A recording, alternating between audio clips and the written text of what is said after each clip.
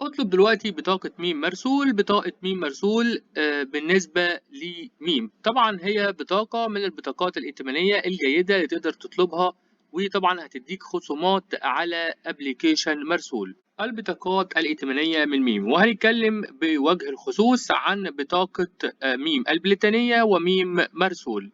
بالنسبة للرسوم السنوية للبطاقة الأساسية هي 350 ريال، والرسوم السنوية للبطاقة الإضافية 50 ريال، تأخر السداد 100 ريال، إعادة إصدار بطاقة الائتمان 30 ريال. أما عن رسوم السحب النقدي فهو سحب مبلغ 5000 ريال أو أقل 75 ريال، سحب مبلغ 5000 ريال 3% من مبلغ العملية وبحد أقصى 300 ريال.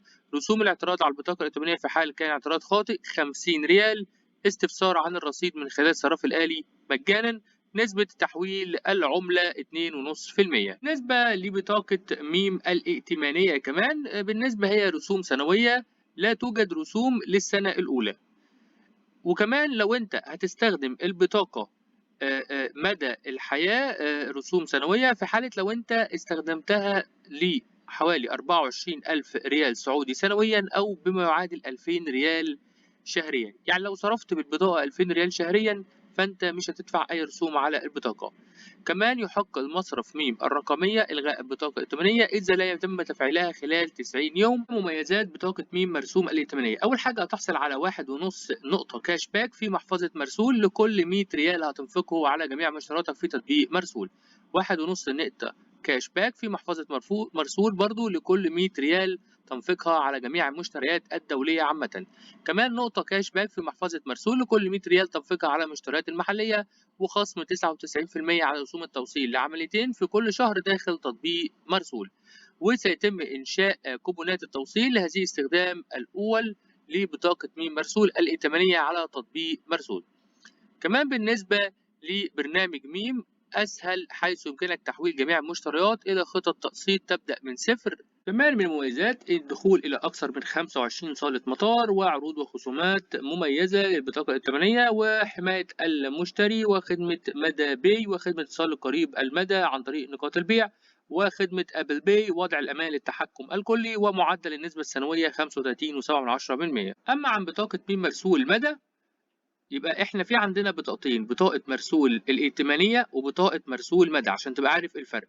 الائتمانية اللي هي بيبقى فيها مبلغ مالي بتقدر تصرفها، مدى اللي هي زي الديبت كارد ولكن طبعا تقدر تشتري بيها. بتقدم لك هي عبارة عن نص نقطة كاش باك في محفظة مرسول لكل 100 ريال، ونص نقطة برضو كاش باك في مرسول لكل 100 ريال تقدر تستخدمه في المشتريات الدولية، ومكافأة لمرة واحدة بقيمة 50 ريال كاش باك في محفظة مرسول عند أول استخدام لبطاقة ميم مدى. خصم 99% على رسوم التوصيل لعملية واحدة كل شهر في طبعا تطبيق مرسول، وثلاث حسابات في حساب واحد مع حساب ميم مجانا وبدون أي رسوم سنوية. كمان حصالة ميم للادخار أفضل وإصدار فوري. الجدول ده لعمليات التحويل أو الشراء، يعني مثلا لو أنت هتشتري بمعاملات بطاقة ميم مرسول للصراف الآلي اللي هي حوالي مثلا 100 ريال، هتاخد عدد النقاط نص نقطة اللي هو 1 ريال لكل نقطة. أما بالنسبة لبطاقة ميم مرسول للصراف الآلي نفس النظام.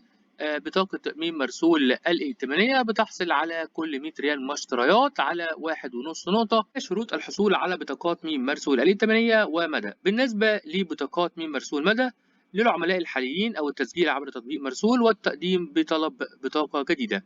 بالنسبة للعملاء الجدد فتح حساب ميم واختيار بطاقة ميم مرسول. يعني لو أنت شخص ما عندكش قبل كده حساب ميم، عليك انك تفتح حساب وتطلب البطاقة. لكن لو انت من الناس الموجودين على حسابات ميم، يعني عندك حساب، تقدر تطلبها عادي حتى من تطبيق مرسول. اما بالنسبة بقى لو العميل لميم مرسول الائتمانية فهي بتختلف هنا طبعا بالنسبة للسعوديين أو المقيمين. بالنسبة للسعوديين هنا زي ما انتم شايفين كده يتم قبول الطلب إلكترونيا بدون الحاجة لحضور العميل، رفع شهادة تأمينات اجتماعية، غير ذلك طلب من الحضور للمتجر لتسليم الأوراق.